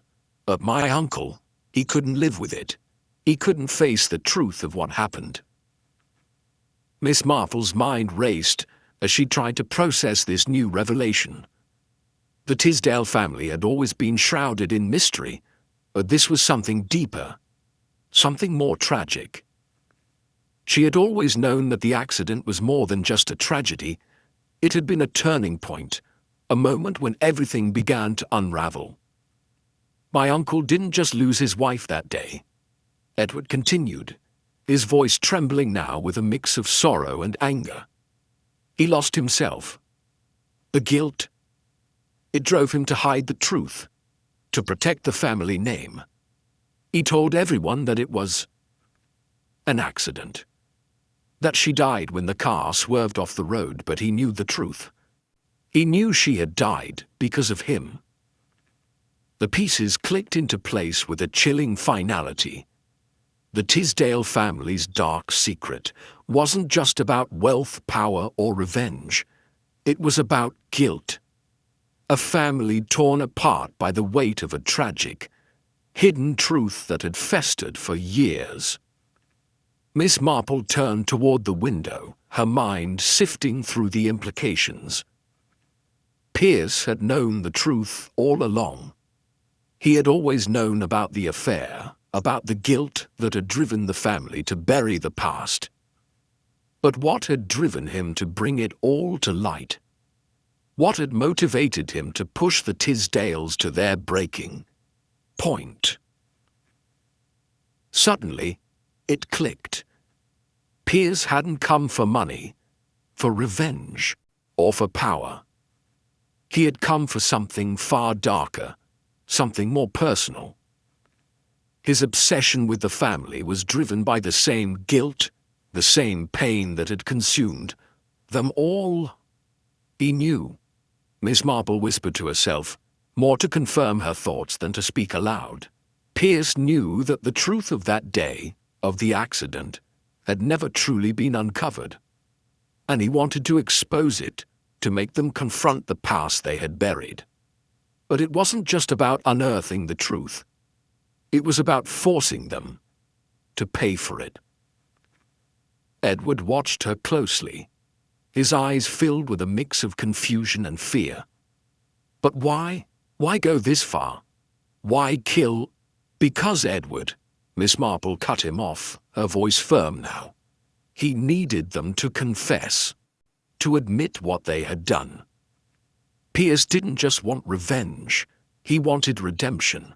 For himself, for the guilt he carried all these years. The Tisdale family's secret had poisoned them, and Pierce thought that if he could expose it, he could somehow cleanse them, and in doing so, free himself from the same weight of guilt. Edward shook his head in disbelief, clearly struggling to grasp the full depth of what she was saying. But that means... Yes. Miss Marple interjected, her voice quiet but unyielding. That means Pierce is as much a victim of that guilt as anyone else. He's been consumed by it, driven to madness by the belief that revealing the truth will somehow set everything right. A long silence stretched between them as Edward tried to process her words. Miss Marple could see the weight of this new understanding settling on him, his mind working furiously to make sense of the horrifying reality. But, Edward said finally, his voice trembling, how can we stop him? How can we fix this? If the truth is out, if everyone knows what really happened, then what? Miss Marple's gaze softened as she turned back to him, her eyes filled with a quiet determination. The truth, Edward, is only the beginning. What matters now is how we face it, how we learn to live with it to make amends, not just for the Tisdale family, but for everyone involved. She paused for a moment, her gaze shifting to the door Pierce had disappeared through. And that's where the real work begins. Not with revenge, not with punishment, but with the courage to move forward. Edward nodded slowly, a flicker of understanding crossing his face. The tension in the room began to ease, but the weight of the past still hung heavily in the air. Pierce was still out there, and the story wasn't over yet. There was more to uncover, more to confront. But now, at least, they knew the true motive. Miss Marple took a deep breath, ready for what lay ahead. The detective's work was never easy, and this case was no exception. But the pieces were falling into place, and soon the past would no longer be able to control their future. Miss Marple stood in the dim light of the drawing room, the weight of the case hanging heavily in the air. The Tisdale Manor felt like a house of secrets, each shadow a reminder of the layers of deception and guilt that had built up over the years. Pierce was still out there somewhere, knowing that his game was nearing its end. He had been clever, calculating, but now he was cornered. All that was left was to set the final trap. She had thought about this moment for days, weighing every possibility, every scenario. Pierce was a man driven by guilt, yes, but also by a need for control. He had carefully manipulated the situation, pulling the strings from behind the scenes. But now the tables were turning, and he was no longer the one calling the shots. Edward, had been with her for most of the preparations, his nervous energy palpable, but Miss Marple had kept her thoughts close to her chest. She knew the moment for confrontation would come soon, and when it did, Pierce would have no choice but to face the truth. "The trap is set," Miss Marple said softly, almost to herself, as she turned to Edward, who stood at her side. His eyes were wide with anticipation, uncertainty still clouding his features. "You're sure this will work?" Edward asked, his voice shaking just slightly. "I mean, how do we know he'll fall for it?" Miss Marple gave him a reassuring smile, though her own heart was beating faster now. "He will," she said simply. "Pierce thinks he's the one in control. He's been operating under the belief that he can manipulate everything, everyone, to suit his purpose. But I've learned enough about him to know that he cannot resist the opportunity to strike one last blow." Edward nodded, though he seemed unsure of the plan. Miss Marple couldn't blame him. He wasn't the one who had lived and breathed the case for days, seeing the subtle patterns, the small clues that had all pointed in one direction. Still, he had been indispensable. His role in the final act would be crucial, even if he didn't realize it yet. The doorbell rang, its chime echoing through the silence of the manor. Both Edward and Miss Marple stiffened instinctively, but she merely glanced at him and then moved calmly toward the front door. She didn't need to look back to know that Pierce had arrived. She opened the door, her expression unreadable. Pierce stood there, his face a mask of tension, his eyes scanning her with a mix of suspicion and anticipation. "Miss Marple," he said, his voice low, almost cautious. "I assume you've been expecting me." "Indeed," she replied evenly, stepping aside to allow him entrance. "Come in, Mr. Pierce. The others are waiting." He raised an eyebrow at her words, but didn't question her. Miss Marple led him into the drawing room where Edward was already seated, his expression tense. Pierce's gaze flickered between them, and for a moment, Miss Marple could almost hear the wheels turning in his mind, trying to read the situation. He was a man who prided himself on his intellect, his ability to stay one step ahead. But Miss Marple was about to show him that there were still things he hadn't accounted for. "Have a seat, Mr. Pierce," she said, gesturing to the armchair across from Edward. He hesitated only for a moment before taking the seat. The room fell silent, the tension thick in the air. Miss Marple watched him closely, her hands clasped in front of her. She didn't rush. She let him settle, let him think he still had control. "Shall we begin?" she asked finally, her voice smooth and calm. Pierce's lips twitched in a faint smile. "I don't know what you think you've discovered, Miss Marple, but I assure you it won't change anything. You can't stop what's already in motion." She tilted her head slightly. "You've been very clever, Mr. Pierce. But I believe you've made a crucial mistake," he scoffed, leaning back in his chair, a smug expression on his face. "And what mistake is that exactly?" "You underestimated me," Miss Marple said simply, her eyes narrowing ever so slightly. "You thought you could manipulate this entire situation, twist the truth, expose old wounds, but you didn't account for one thing. You didn't account for me." For a brief moment, Pierce's eyes flickered with something like irritation, but he quickly masked it with a tight smile. "And what is it you think you know? What have you figured out that I haven't already planned for?" "That you've been playing a dangerous game of your own," Miss Marple replied. "You thought you were the puppet master, but in reality, you were the one being controlled. Your guilt, your obsession with the past. Those were your strings, and they were pulling you, not the other way around. There was a long silence, the kind that stretched between them like an invisible thread.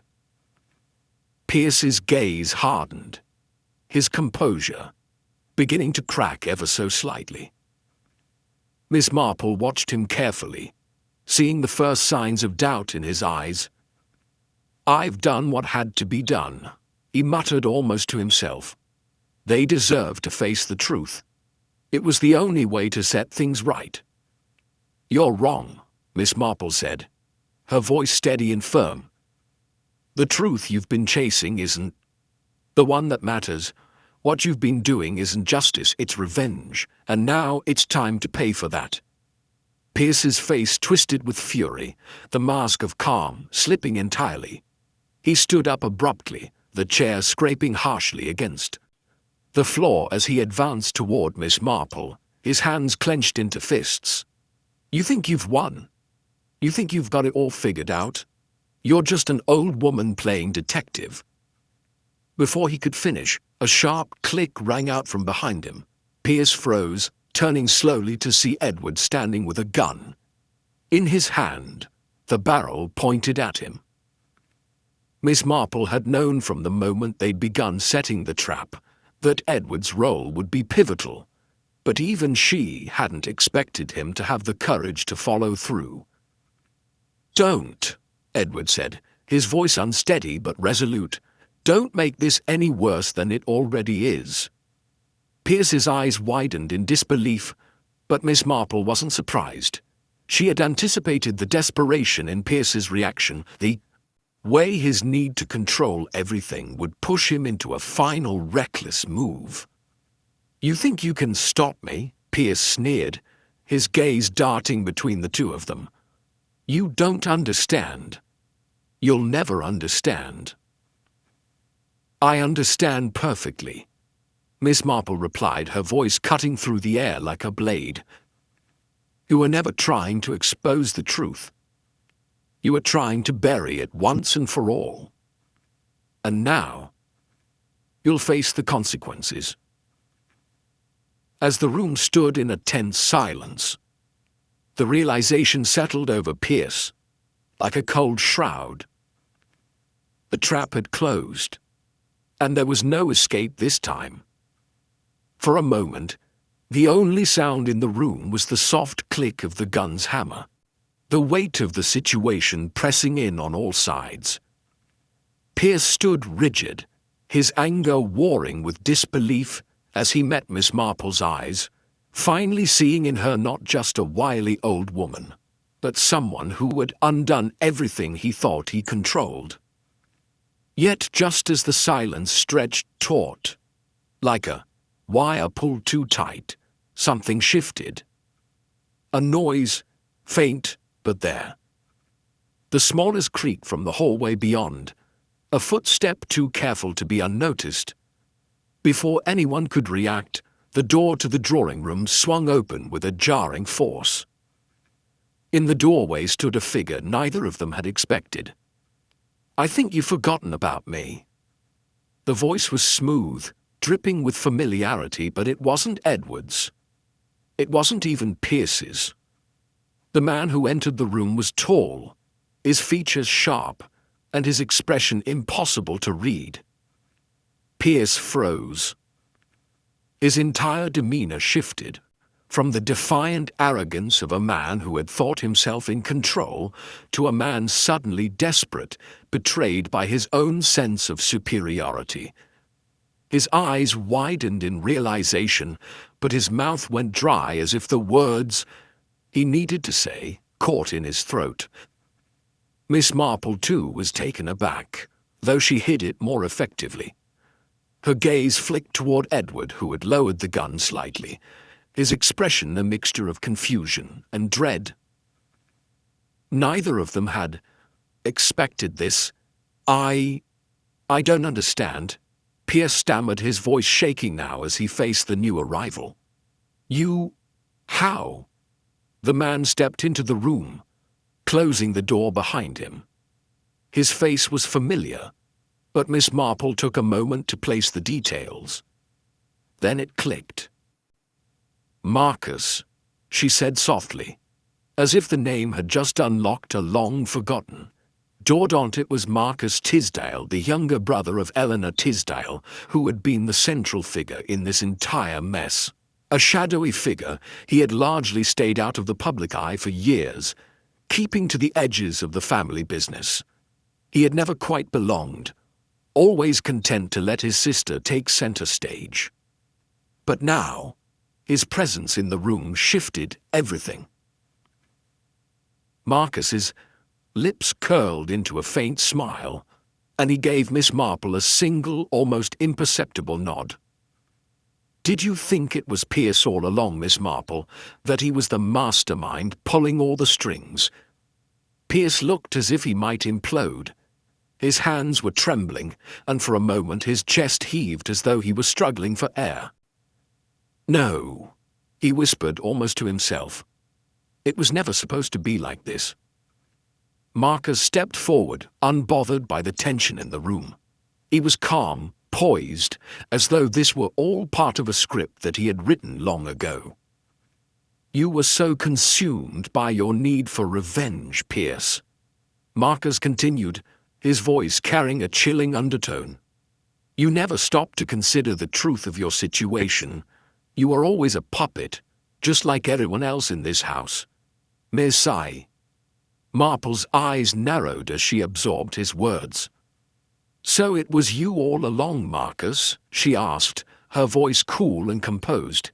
"You pulled the strings, you orchestrated it all." Marcus chuckled darkly, a quiet laugh that didn't quite reach his eyes.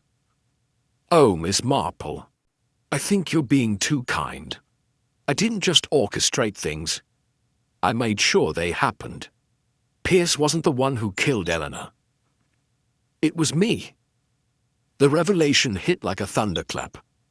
Pierce recoiled, stumbling backward, his eyes wide with disbelief. "You... what?" Marcus tilted his head, his gaze still unwavering. "Yes. You were just a convenient tool.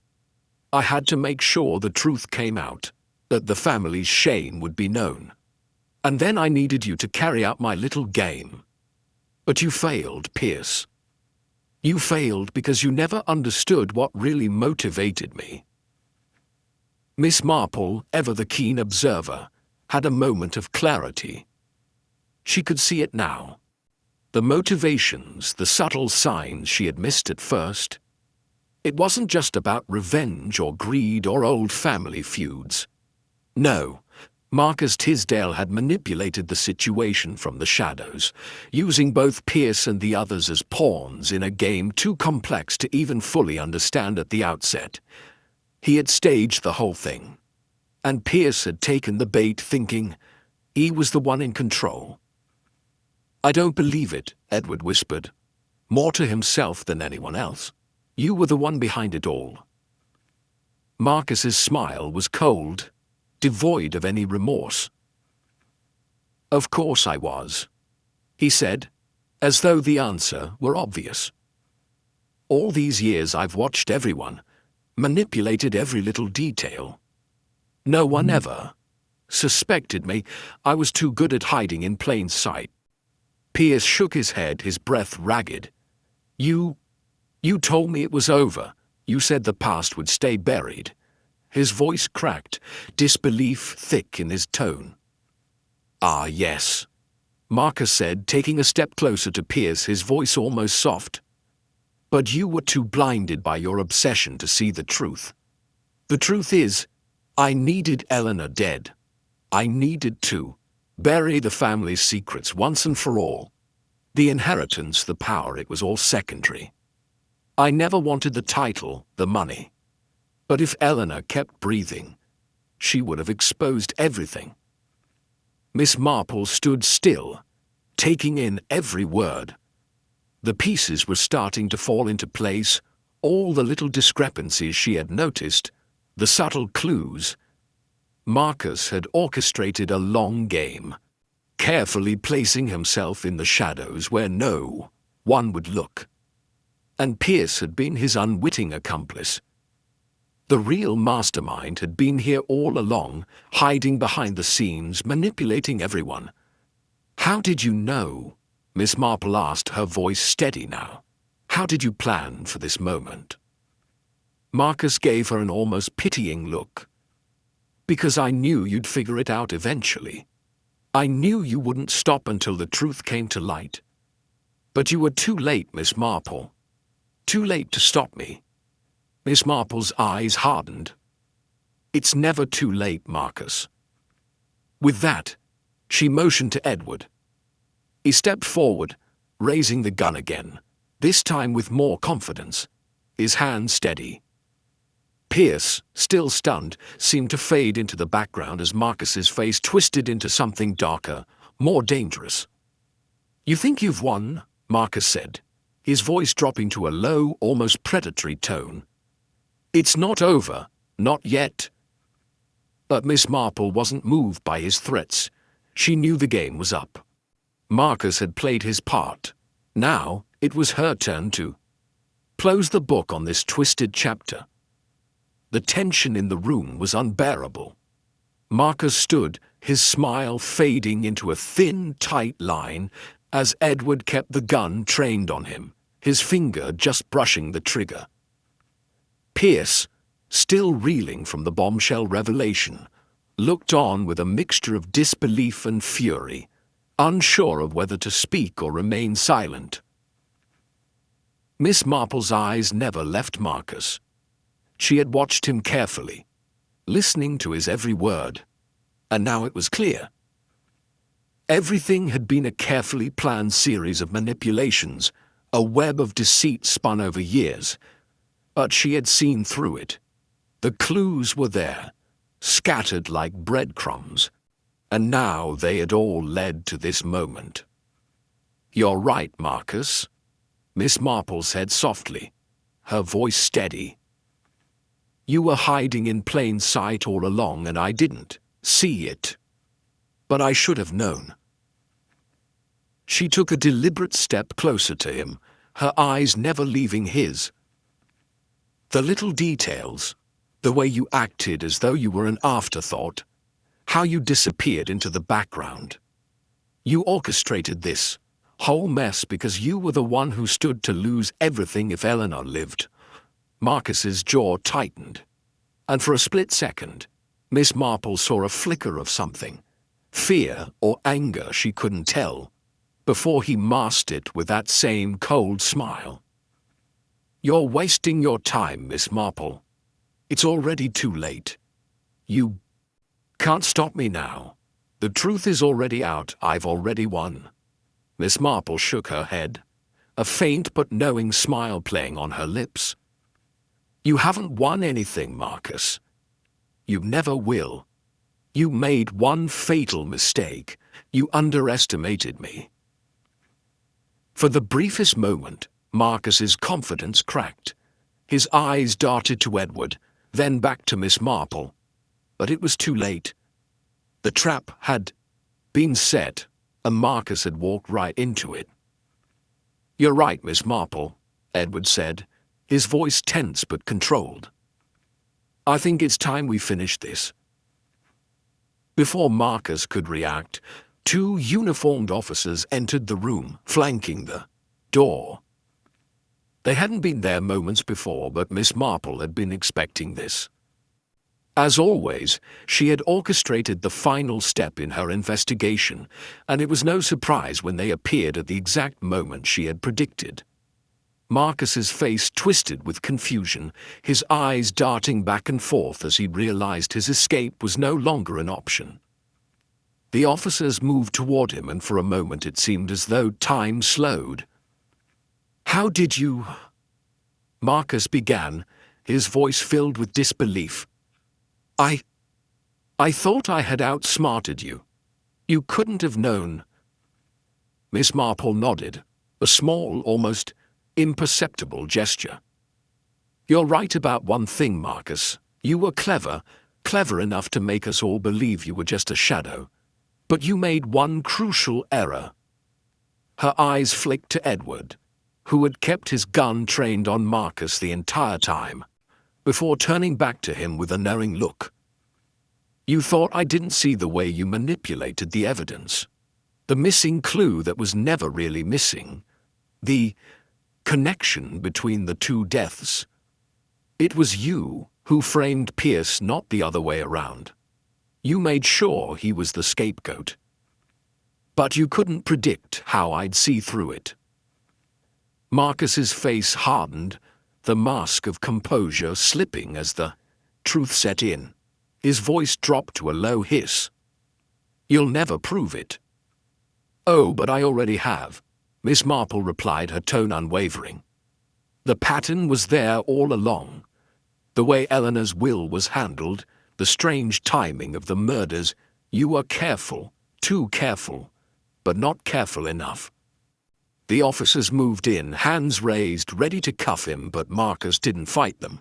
Instead, he just stood there, his eyes flicking from Miss Marple to the officers, his mouth set in a bitter line. "You think you've won, don't you?" He spat, bitterness lacing his words. "You think you've solved the case and everything will go back to normal. But you're wrong. It'll never end. The truth will come out in time. You can't keep me in chains forever." Miss Marple remained calm, almost serene. "I'm not in the business of keeping secrets, Marcus. I've seen what your kind is capable of. And in the end, you're just another part of the puzzle. A piece that's been put in its place." She turned to the officers. "Take him away." Marcus didn't resist as they handcuffed him, but his eyes remained locked on Miss Marple, filled with the kind of fury that only those who thought they were above the law could muster. There was something unsettling about it, the way he looked at her, as though he had won a victory even in his defeat. As the officers led him out, Miss Marple turned her attention back to the room. Edward stood by the door, his posture stiff, the tension in his shoulders slowly dissipating now that the danger had passed. Pierce, still pale and shaken, lingered by the fireplace, his eyes downcast. Miss Marple's gaze swept over the room. "It's over," she said quietly, almost to herself. But as she looked around, she couldn't shake the feeling that something still lingered in the air, something unresolved. The puzzle had been solved, yes, but the aftermath left a sense of unease in its wake. Edward broke the silence. "I'm still not sure I understand how you did it. You were ahead of everyone, but you never seemed rushed, never made any mistakes."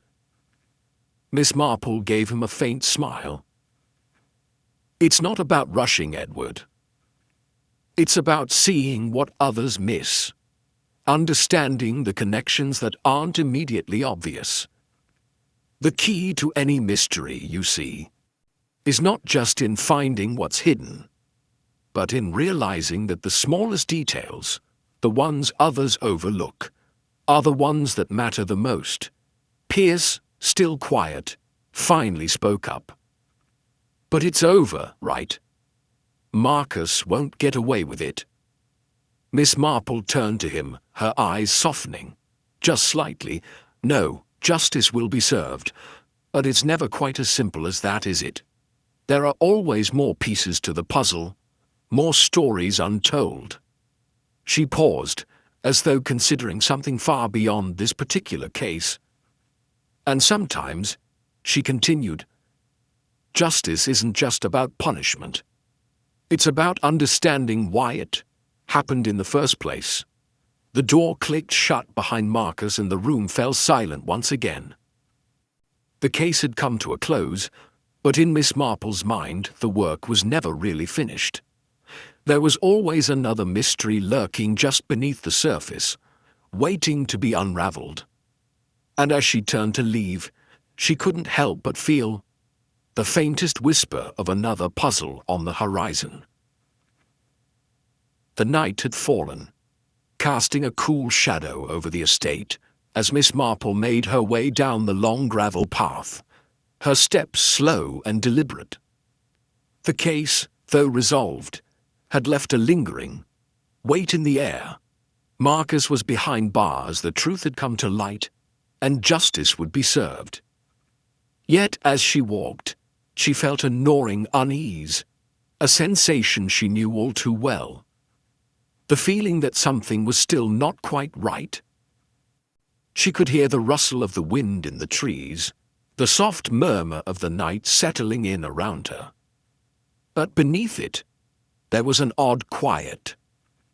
Even the birds had stopped singing. The usual sense of satisfaction that came with solving a case was absent tonight. Instead, it was replaced with an unsettling sense of something unfinished, something just out of reach. Turning back for a brief moment, she caught sight of the house through the trees. The lights inside were dimmed, the faint glow casting long shadows against the walls. It looked peaceful, as if nothing had ever happened. But Miss Marple knew better.